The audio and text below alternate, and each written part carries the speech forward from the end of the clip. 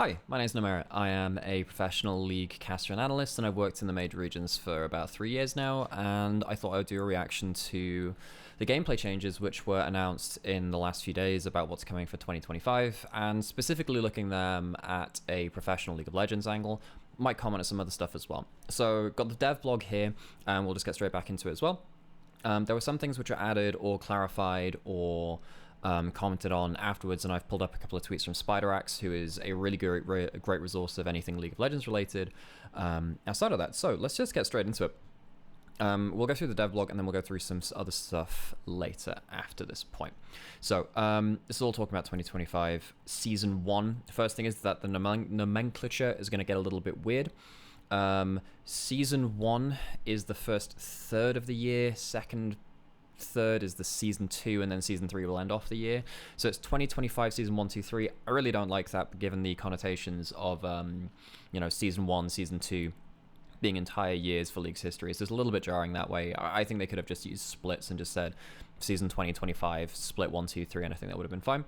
But the first season is centered around Noxus. And one thing which they said, let's just have a look here.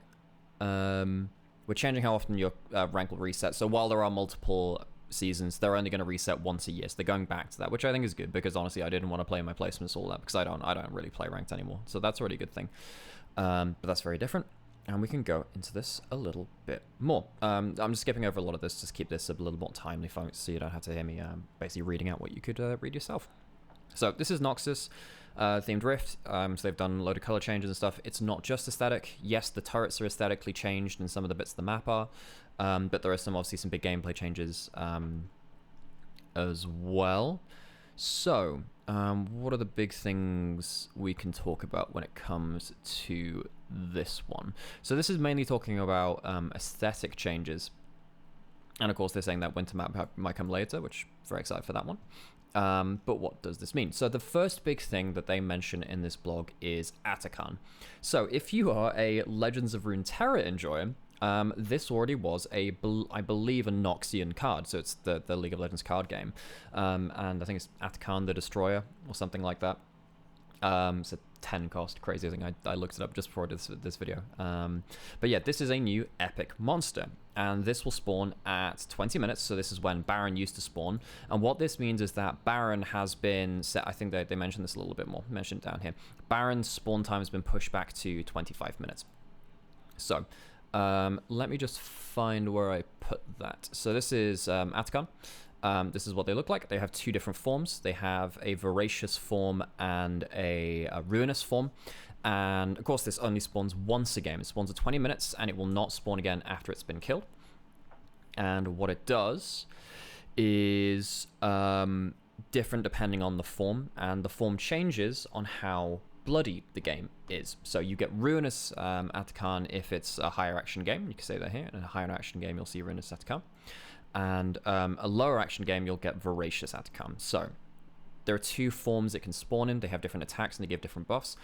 Also, a huge thing about this is at 14 minutes, the pit that the objective will spawn in will spawn two permanent walls. They don't go away after the objective is gone as well, but they will spawn on the side of the map which has the most action. So you're going to get more terrain on one side of the map, which potentially changes the way that you do dragon fights or baron fights later into the game. It's really worth noting, actually. That's huge, because terrain is absolutely insane when it comes to objective fights. And of course, it will spawn on the side of the map which has more action. Then, and then of course it spawns a few minutes later. So 14 minutes means that if it's a bloody topside fight, you're going to have extra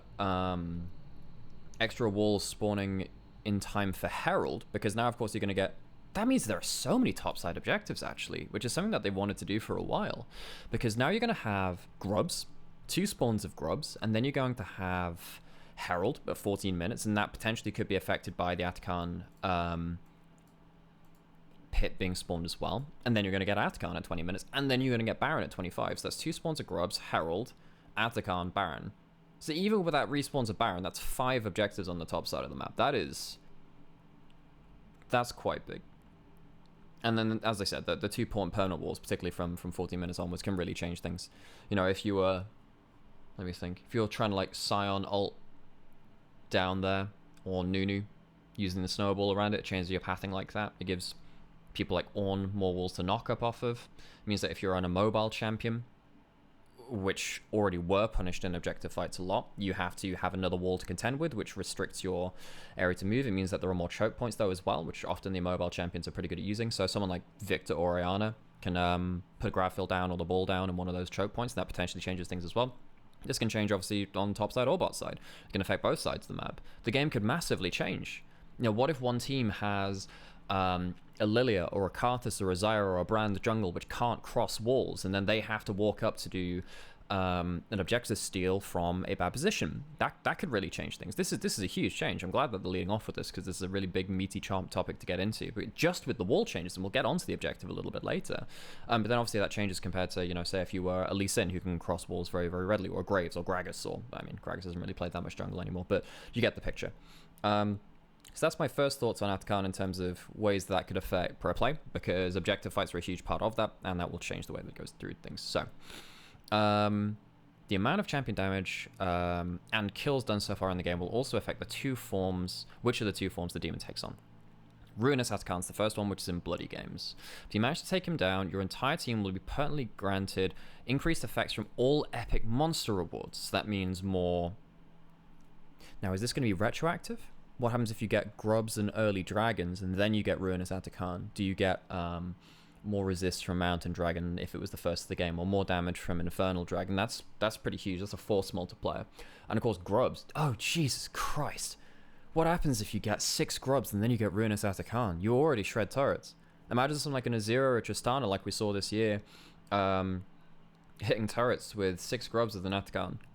I would imagine this is a percentage increased effect. That seems like the most sensible way to do it, but that could be insane. So you can't give up all topside objectives. You do need to contest. That seems like, I mean, already giving 6 Grubs is pretty bad, but now Atakhan is crazy. And of course, it's at 20 minutes. I'm interested to see if it's as hard to take. I think from the dev video that they made, it seemed to say that they wanted to kind of stop this whole thing of like, well, you can't take Baron at 20 minutes anyway, so let's add something you can take in 20 minutes. They don't want objectives that you just can't really take.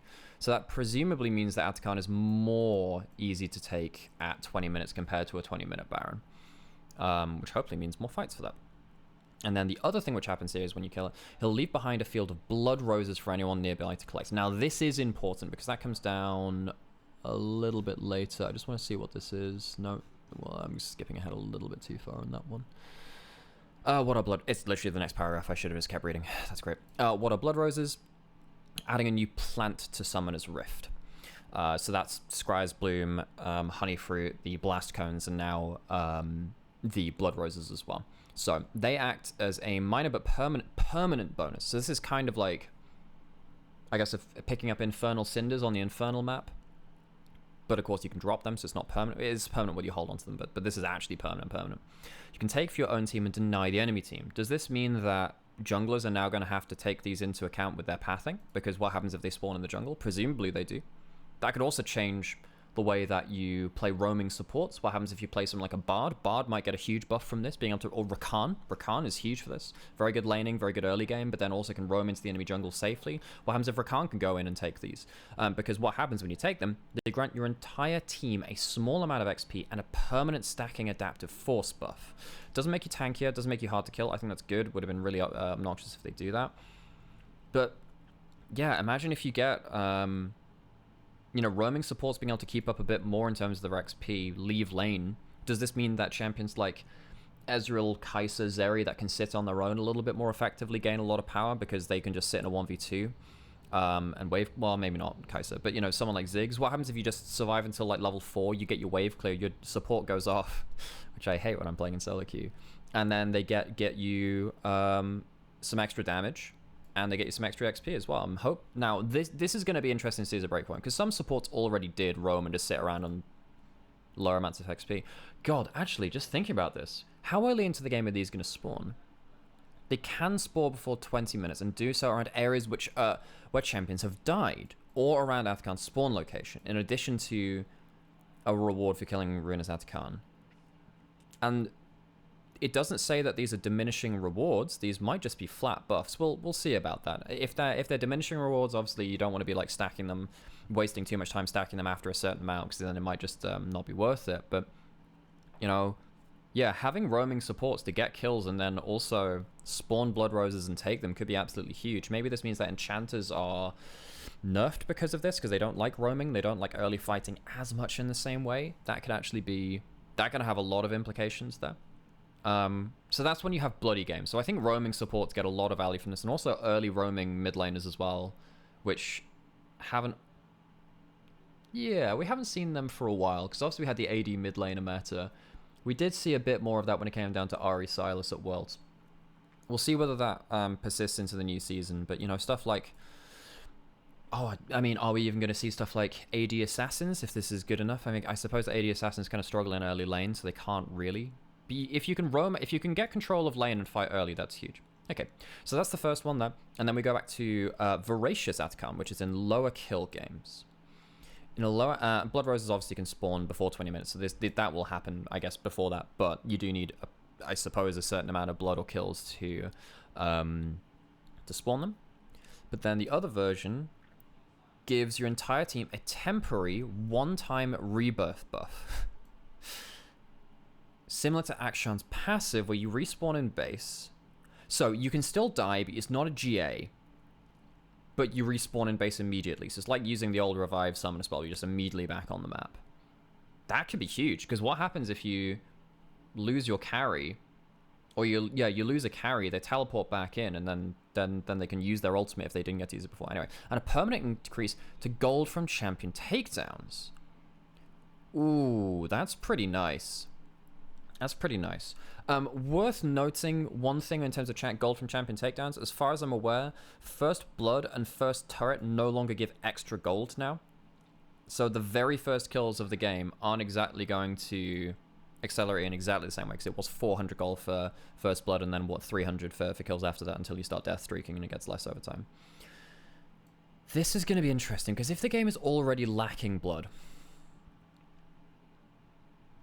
you get an extra way to be safe. So what you can do, what I'm worried will happen with this is that the team which ends up taking the Voracious Atakhan will take the buff, and even if someone dies at that point, they're just going to let them die, take that death, and then just know that they're back on the map anyway, because their respawn timer is nothing. Because what that means is that if it's a close game, one team takes that, the other one takes dragons, and then actually the other team takes a fight. The other one just doesn't have to pile into that fight. You can let one person die, just let them get the quick respawn and go back onto the map, not losing map pressure, just go back to farming lanes, because they'll be back out on the map anyway. So that could change a lot of reset stuff. This one, I think, could have some pretty wide, yeah, maybe it does work out the way that they presume, and it's going to make things more active because you feel like you have an extra degree of safety. What I think is going to happen is you're going to see scaling comps. If a scaling comp manages to sneak this or something like that, they're just going to use it as an extra safety net, I think, and it allows them to get back out onto the map even if the enemy team forces a play. What happens if you're farming all 3 lanes and one team then starts ganking top lane? They die. Well, okay, maybe you move up to respawn, but then the person who respawns just goes back to farming because they get the quick reset. You don't necessarily have to all in on that. With Atakhan, we want to create an important gameplay objective that allows more players to participate in shaping the story, unique to each game, Summoner's Rift. Well, look, I do like the fact that, okay,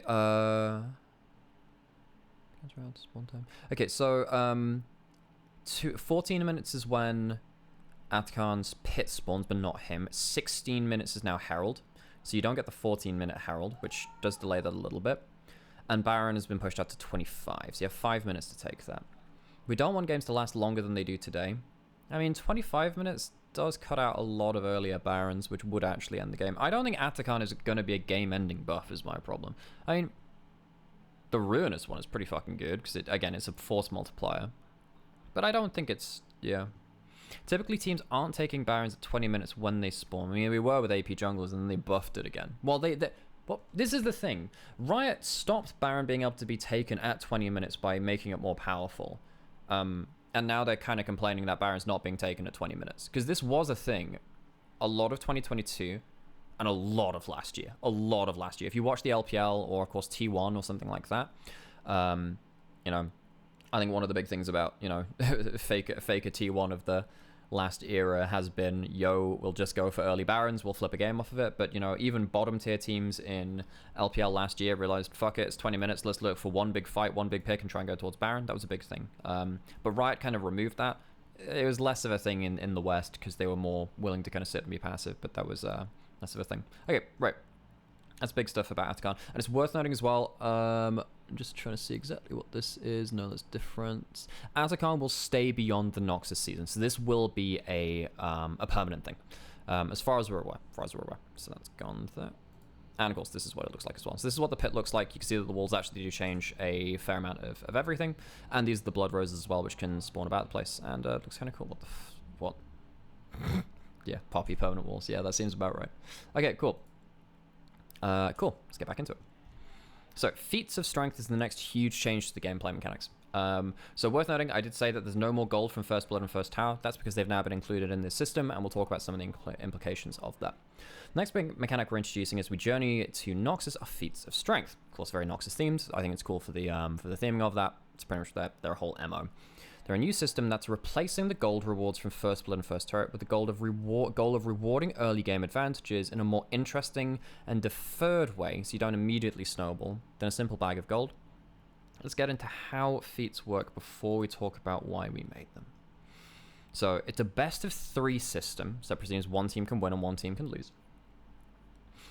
That encourages teams to take risks early on by contesting different objectives. So they are First Blood, First Tower, and first 3 epic jungle monsters. So Drakes, Herald, any 3 Void Grubs. Any 3 Void Grubs. Now, this is weirdly worded. Does this mean that you need to just get 3 of the mini ones, or do you need to get a full set? It says any 3. Oh, okay, so when you get 3, it counts as 1. So if you get 2 in one set, then 1 of the other, then you get them. Okay, sorry, that makes sense. Yeah, I was confusing myself with that one. Because I was wondering if you could take 1 set and immediately win that one as well. So First Blood, First Tower will immediately get you win you the best of 3. And then getting any combination of a single Dragon, a single Herald, or a set of, or 3 Grubs, in whatever order in the sets you take them from, will score you a point towards that. And upon one team completing 2 of the 3 above feats, they have won the contest and will receive the Blessing of Noxus buff. This buff will immediately grant a small bonus to any tier 2 boots belonging to players on the feat winning team. Worth noting that Cassiopeia gets buffs anyway, that's a separate thing. And also worth noting, I know some people will be reading down to this already, this has already been nerfed, but it's an example of the buff which can come through in terms of the buffs that can come through to boots. If you buy them later, they'll also get the bonus, so you don't need to rush boots. So don't worry about changing up when you buy boots to get this buff. It's not while you're winning. After completing 2 legendary items, a player on the feat winning team can spend gold to upgrade their boots to tier 3. So that's like Zephyr, which grants another small stat bonus and a unique effect depending on which boots you upgrade. So you have to have 2 legendary items. This is probably going to be, you know, well into like your 15 to 20 minute mark, really. Yeah, close towards 20 minutes, especially when you've got tier 2 boots upgraded up to that point as well. Which will be around for Atakhan, worth noting. So if you win the Feat of Strength and you go towards Atakhan, that's pretty big. And the bonuses look like, so you get a stat bonus, and stat bonus for your tier 2, which will be, you know, +5 armor to, or +5 of, you know, around, I guess, a relevant stat to the boot you're buying. And the tier 3 upgrade costs 750 gold. Worth noting that this is gold that goes beyond the item cap, right? Because if you go to 6 items with boots involved with that, one team won't be able to buy these boots, but the other team will be. So they get an extra 750 gold worth of maximum cap of scaling, I suppose. So they get +5 armor, +5 movement speed, which is a different thing up from the tier 2 one, and a new unique passive, which I presume is added onto the other one. After taking physical damage from a champion, it grants the owner a physical shield. Now, this says 10% of the maximum health for 5 seconds with a 10-second cooldown. As far as I'm aware, Merc Treads had a very similar one, but they've both been nerfed. In fact, is this the one? Yeah. They're saying that Merc Treads basically the same, but a magic shield. And both of them have since been nerfed since the announcement, so don't worry about that. So, this is meant to be an incentive to fight for these early things. First Blood, First Tower. Well, obviously First Blood can be a bit random. I suppose, I mean, it's meant to incentivize early fighting. I definitely wonder. Yeah, I wonder how this impacts people picking early game compared to scaling comps. Is this Riot maybe trying to disincentivize just picking stuff like, you know, Smolder in mid lane, waiting until like 20 plus minutes and then trying to come back into a game? So obviously scaling comps have not exactly been the most popular thing to watch in League of Legends. First Tower obviously wants pressure lanes as well. I think pushing lanes, so kind of like the BLG T1 style where you just go for really dominant lanes, you push down towers, you use that to push into the enemy jungle, you maybe get dives in your first plays of the game. That could really help. Lane swaps do start to have some impact on this. If you initiate a lane swap, you lose a lot of HP on tower, but you know, you don't tend to lose a full tower in lane swaps anymore, really. What happens is a bot lane tends to swap away. They get to like level 3, level 4, they come back and they can wave clear safely. Stuff like Kai'Sa and Ziggs are pretty good at that. Yeah, I wonder how this will affect some people going towards scaling lanes. You need to have lane pressure for a lot of this now. Yeah, so this is going to be, you know, obviously when you add this into the fact that you've got a new objective at 20 minutes as well, you really do want to be ready to fight at 20 minutes, especially if I think the Ruinous Rakan spawns, the one which gives you the extra bonuses from epic monsters. That could be pretty high impact, really. Is there anything else here? Each pair of boots will come with their own unique upgrades. So this shoe has something for everyone. Even Cassiopeia will get an upgrade for winning feats. But does she get the passive? Well, I suppose that... Yeah, I guess Cassiopeia gains less from winning it, but loses less from losing it because she can't buy the upgrade to boots anyway. Maybe she gets a bigger upgrade to passive. She'll get an upgrade for winning feats. Maybe she'll get that just at 2 items anyway once she's bought 2 legendary items. Maybe they'll do something like that. We added in feats to give players a fun, satisfying reward for getting an advantage in the early game. Also, hang on, this is just in terms of feats of strength. This is a very Noxus themed thing, right? The feats of strength. And the tweet said that, you know, Atakhan is staying beyond Noxus. Are the feats of strength staying for beyond Noxus as well? Because it makes sense for Noxus. Does that make sense for Ionia or Freljord or something like that? Will we have 3 different sets of rules like this for the entire year? Because these could be potentially, you know, meta changing.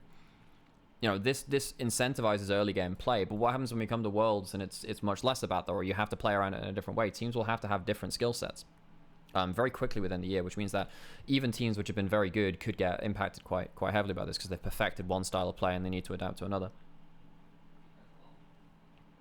Okay, right. So these are some pretty big chunks already.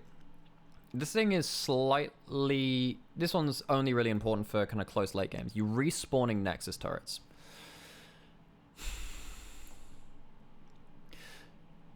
Inhibitors Nexus turrets will respawn after a certain amount of time. What this means is that, you know, if you... I know it feels crap when you're defending a bare Nexus, but I think that's a huge part of League history, and I think it's... You should be rewarded for taking Nexus turrets. I guess you get extra gold for taking Nexus turrets, but when you're that far ahead and you're pushing into that, or you're in late game, it matters much less. I suppose it means that the enemy team will have a window of time to exploit their open Nexus, but not the entire game. If it's a really long respawn timer for the turrets, I suppose that goes against a couple of things that they're saying in here, right? They're saying, it felt like you were delaying the inevitable when you needed to contest a game-winning objective like Baron or Elder Dragon. Sure, but if they're respawning, you're probably going to be losing that anyway. If you're able to fend off backdoors for a period of time, you won't have to babysit your Nexus any longer and get back into the action. I feel like that's quite forgiving for teams that are behind. I don't know if I like that. I suppose it gives you a more reasonable chance of a comeback for those epic moments. Yeah. And again, it feels like a couple of... This one, at least, I suppose... this one at least tends to favor the wave clear scaling teams, I suppose, if you can survive on your Nexus. Because we were talking about the feats of strength maybe not helping scaling teams. Respawning Nexus turrets maybe do. So you can just kind of huddle up and try and get Smolder stacks or something like that. This one I'm much less sold on respawning Nexus turrets. I think there are more implications of that. I don't know. I feel like you should be rewarded for taking Nexus turrets.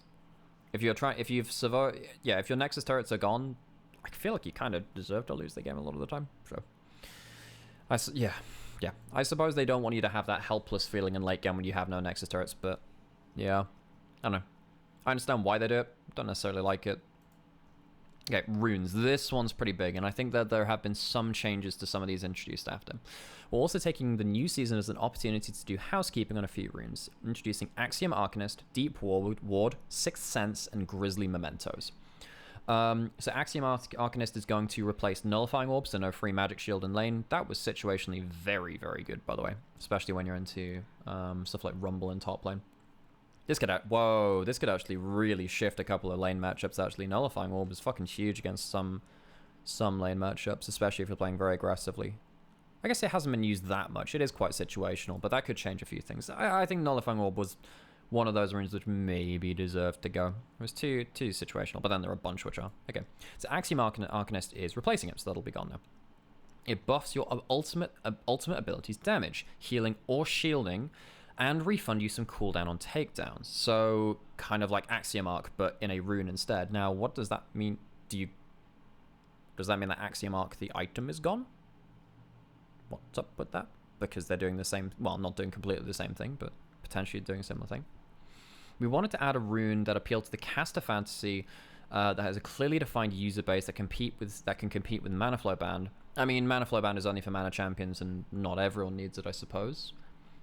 I think a lot of mages will still probably stick with Mana Flow Band because your early lane is, well, your first few bases of the game, actually, it does matter quite a lot when you have like an extra 50 to 75 mana off your first few casts of it. And also into later game as well, it can really help because it gives you the percent mana refresh. But of course, very good for manaless champions, and I'm sure a bunch of others as well.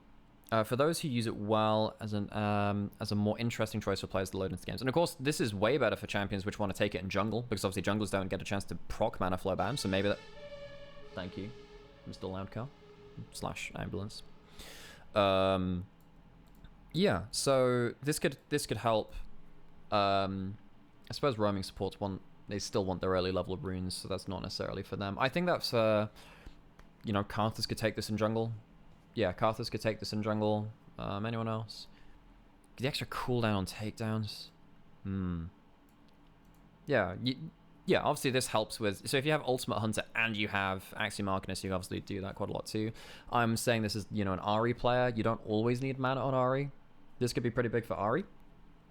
Ultimate damage healing. Yeah, so if I went for Electrocute with Ult Hunter and then also Axiom Arcanist as well with Malignance, you just could like max out an ult cooldown. It might be too much at that point.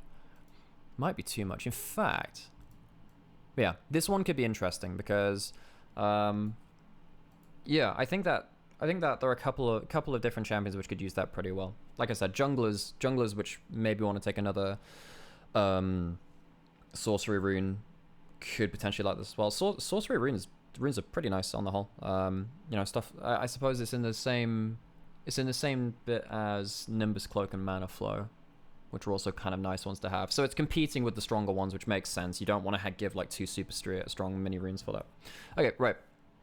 Time for Deep Ward, Sixth Sense, and Grisly Mementos.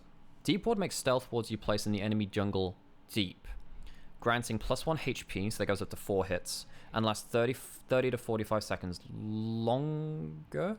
Or long? 30 to 45 seconds long. Well, presumably it'd be longer, right? So it happened, because I think, they're normally about... Don't they last, like, 3 minutes or something like that? Increase to 30 to 120 seconds for yellow trinket stealth wards. Beginning at level 11, stealth wards you place in the river will also be considered deep and grant the respective bonuses. I guess early game ones don't last, for forever. Let me just see how long they last.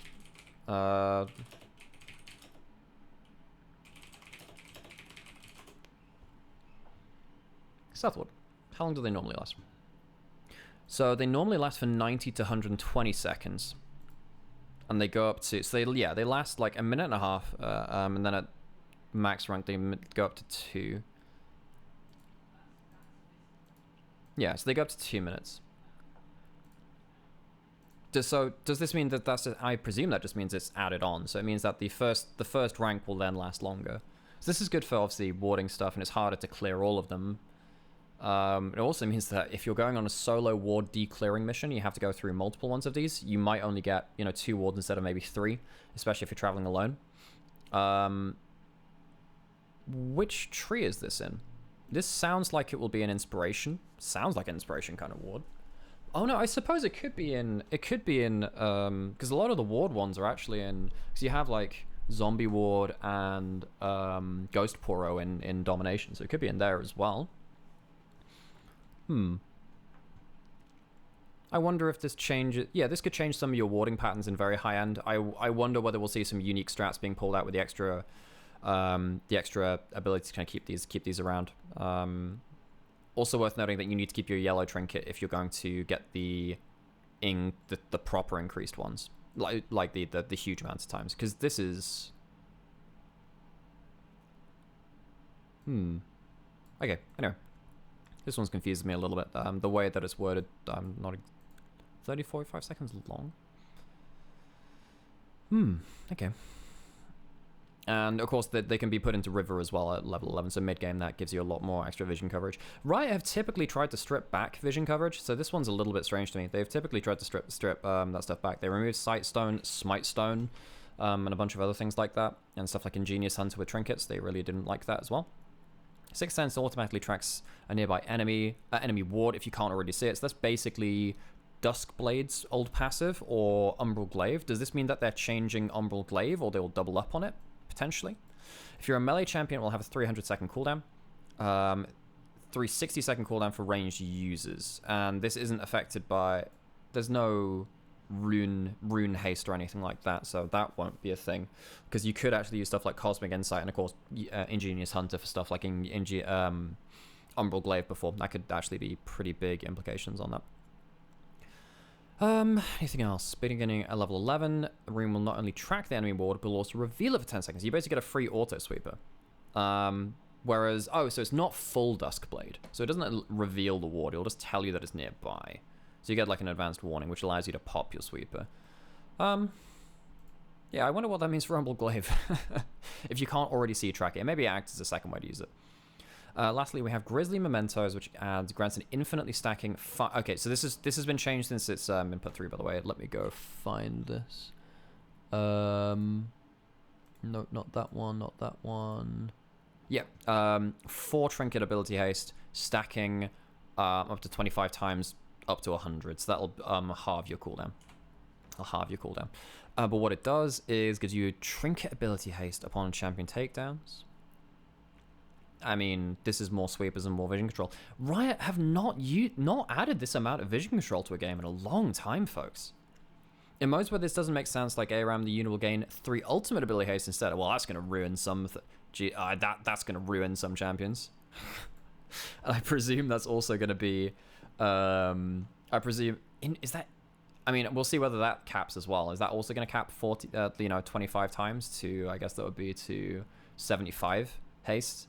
God, you get like a free Malignance plus from that rune at max haste on ARAM. Jesus. Whoa, I don't want to play against a Malphite with that, man. Jeez, Malphite Fiddlesticks in winning games? Yeah, game's over, man. You don't even need Malignance at that point. You just can optimize your damage. Yeah, that could be pretty insane. But the Trinket Ability Haste, I mean... Champion takedowns? I mean, that could be a big snowball thing. Obviously, it doesn't give you combat power. I mean, if this is competing with Eyeball Collector / Ghost Poro / Zombie Ward, you're not gaining any damage from it. But Trinket Ability Haste could be really big for, again, some junglers. You know, it wouldn't surprise me to see someone like, tank junglers, Sejuani Maokai, maybe they could work it into a build. Someone like Olaf used to be able to do stuff like that as well. Maybe some supports can. You know, people who are not necessarily prioritizing the much damage. I don't think you'll really see it. I don't think you'll see that in mid laners. Maybe not. You can't... Yeah, you drop a significant amount of damage that way, which is a bit meh. Okay. Deep Ward, Sixth Sense, and Grisly Mementos will be replaced... Oh, okay, so I should have just read ahead. Will be replacing Eyeball Collector, Zombie Ward, and Ghost Poro. So you don't just get free stat up from Electrocute kind of burst builds and stuff like that anymore. Okay, so that does change things. Yeah. So you have a choice of extra trinket potency, extra vision clearing, or stacking trinket haste. So this one's more snowbally, and the other two are clearing and vision so now assassins obviously will use this now. Deep Ward will make Sixth Sense is very good if you're trying to skirt vision. Now, is that if that activates from beyond the trinket's radius, and you can then use that to avoid a path, that can be pretty huge. I also wonder whether it'll allow you to ping. No, I guess it won't ping wards if you don't know exactly where it is. But yeah, so that okay, I should have read ahead first, but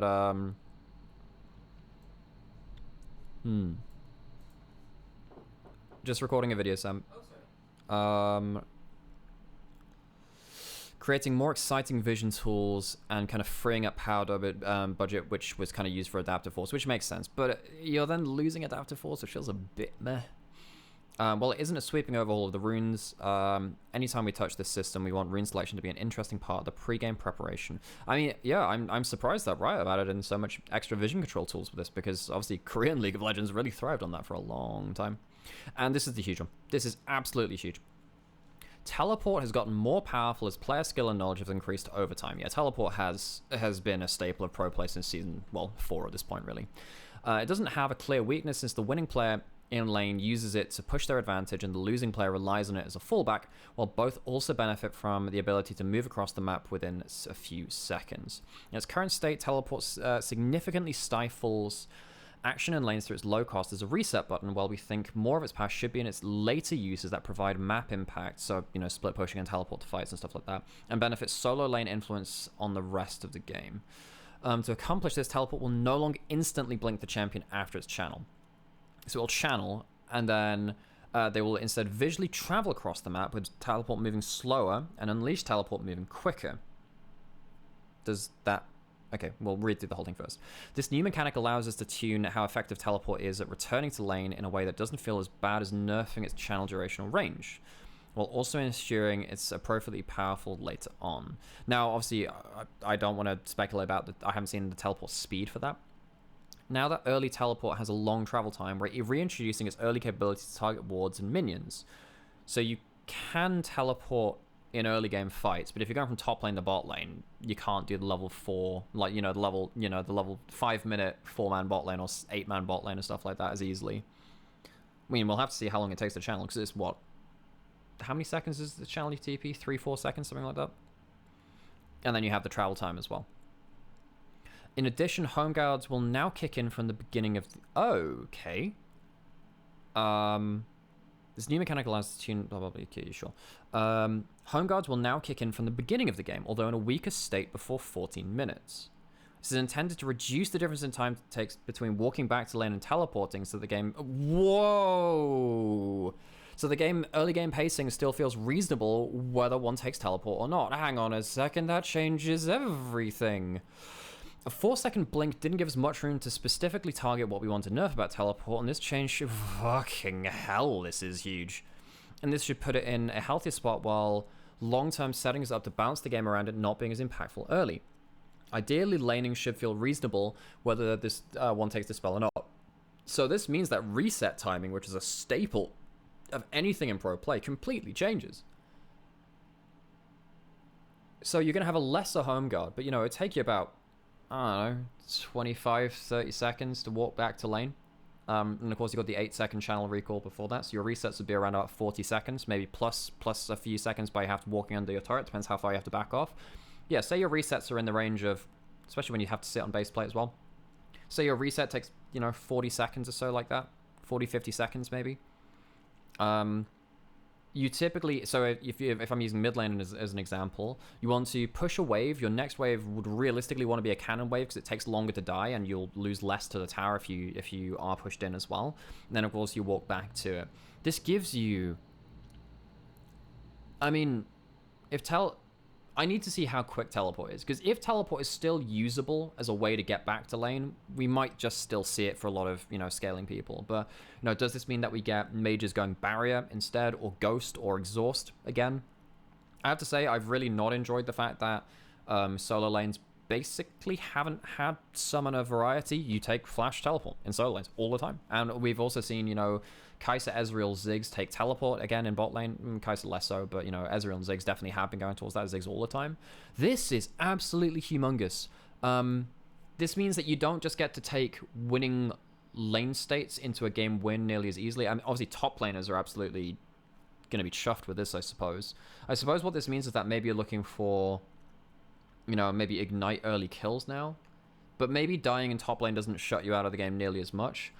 This, oh my god, so everything that we saw about lane swaps, because nothing's happened to towers and stuff, so I presume that lane swaps are still going to be a large part of the game. What happens if we get lane swaps now, where you start to reset and get back on under enemy turret? What we often would see is, you know, the 2v2 switch up to top lane, push in that wave, support would recall and run back towards bottom turret and hope that they can get there in time to save the top laner in some cases of it, where they would be able to allow the top laner to teleport in under bot lane turret and hit level 2. That could change every timing on that as well, so teams will have to adapt towards that one. I suppose that has to be expected with anything like this. This is one of the largest changes to League we have seen in a long time, if it does what it is intended to not have teleport about nearly as much. Now, if you're going to be split pushing, it's still going to be very, very important. So, you know, if you're Camille, Fiora, you still probably do need teleport to actually get towards fights, because the way that you deal with wide map players forcing a fight on one side and forcing the other side to leave that lane and come towards you, a lot of pro League of Legends has been hinged on teleport usage for years at this point. That's absolutely huge. Absolutely insane. And there's so many implications of this, but I know I'm already dragging on. So other stuff that's coming in, already talked about the preseason teleport thing, done that one. What's happening here? Done Grizzly Mementos as well. We talked about the Merc Treads thing. Yeah, this is another thing as well. Bloodletter's Curse is being added into Summoner's Rift. So this is something that was added onto Arena. By the way, I was ranked 2 in EU West for Arena in the last set. I'm a good Arena player, folks. That's my claim to fame.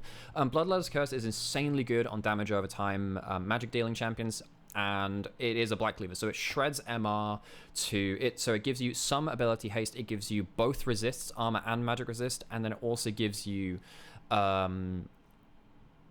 AP Black Cleaver, so every tick of damage will shred magic resist, and that is a global shred. So if you are Zyra, particularly Zyra is the best applier of this because she does it from such high range so consistently, and then also gets the resists as well, whilst also she doesn't care about actual straight AP values as much as other damage over time mid lane and stuff like that, but it's really, really nice. It gives you a whole host of stats. I've loved this item since it's been released, so this is really, really good. I like to see that. This could change a lot. Also, champions like Mordekaiser is going to fucking love this one because his passive allows him to unlock that very early on. Anyone that uses also Singed loves this too, because it gives him again a good amount of tank stats, but also a bunch of other stuff too. So this could be really, really huge. Watch out for that one.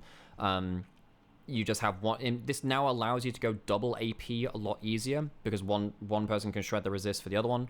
I actually wonder whether we'll see something like, you know, a Mumu already does some magic damage into true damage conversion, but then if you've lowered the magic resist, then obviously it gives some extra damage over to that as well. Hang on, trending.